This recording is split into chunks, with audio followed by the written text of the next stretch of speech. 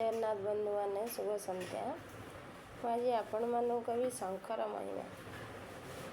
यदि आपण ठाकुर घरे शंख रखुंट एक तो आपणकर देखिए दक्षिणावर्ती शंख, बामावर्ती शंख, मोती शंख, यहपरी बहुत प्रकार शंख अच्छे कि आम साधारणतः दक्षिणावर्ती शंख को शिव माने विष्णु भगवान पाखे रखी था, कृष्ण भगवान पत्र शालिग्राम शिला पाखे रखी था। यदि दक्षिणावर्ती शंख आप देखिए ता मुँटा खुला न थाए, बंद थाए, कारण यहाँ भगवान शंख माता लक्ष्मी का शंख, विष्णु लक्ष्मी का शंख।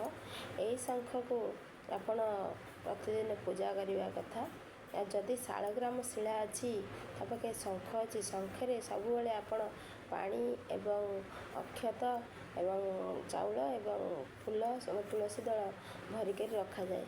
यदि आपण शंख खाली रखुंट तुलसी दल कि किछि पानी फाणी दौना शालिग्राम शिला किंबा आपणकर विष्णु भगवान कतिर अच्छी तार पुरुष लोक जदि से पूजा करुए तार पत्नी वियोग होता है ना, स्त्री मरी जाए।